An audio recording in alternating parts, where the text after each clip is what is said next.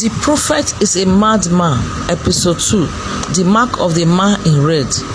The firestorm left Benin City shaking, still lingered in the air as survivors mourned their losses, burnt homes, child market stalls, and the whispers of a mysterious man in red became the city's new reality. At the center of it all stood Osamende, the so-called madman. This time, people did not ignore him. They crowded around him, desperate for answers. Who was the man in red? Asked the Yabo, her voice trembling. Osamende closed his eyes, gripping his palm fronds tightly. He is the herald of chaos. His mark burns not just the land, but the soul. Beware of what comes next. His cryptic words only deepened their fear. That evening in the palace, Oba Eweka summoned his council. The cigarette left behind by the man in red was brought before them. It was a strange symbol, a swirling serpent coiled around a burning sun. None of the elders recognized it except for Chief Osaze. This mark belongs to the court of Ukpeni, he said, his voice low. They are ancient, forgotten by many, but their aim is clear. They sow destruction to unseat kings and plug kingdoms into darkness. The Oba frowned. If this court is behind the firestorm, then we must act swiftly.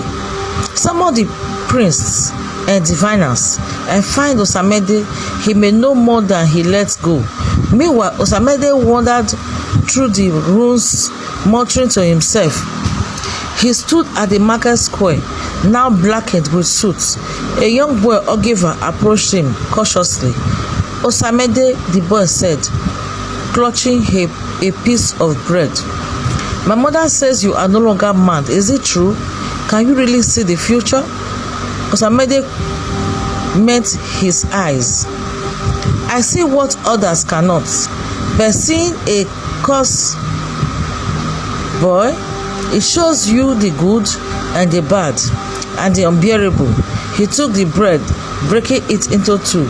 Run along, and if you see a stranger in red, do not look at his eyes. Later that night, as the city slept, a faint glow appeared in the western sky. At first, it seemed like the moon, but it grew brighter and redder, casting an aerial light over Benin City. A haunting cry echoed through the streets, sending shivers down the spines of those awake to hear it. At the palace, Oba Eweka awoke with a start. Something stirs, he muttered. He ordered his guards to double their watch. Osamende too felt the disturbance. Standing in the shadow of the market, he whispered to himself, "It begins." The next morning, rumors spread. People spoke of livestock vanishing, wells running dry, and shadowy figures seen at the edge of the city. Panic began to grip Benin. The council grew restless. We must strike first, declared the elder. Halt this court and root them out before they destroy us completely. But Chief Osaze shook his head. They are not ordinary men. First we fail. We must understand their plans, their leader, and their weakness. Osamende must guide us. Reluctantly, the Oba agreed. A royal envoy was sent to fetch Osamende. When the guards reached the market, Osamende was already waiting for them, standing as still as a statue. His eyes seemed to pierce through them.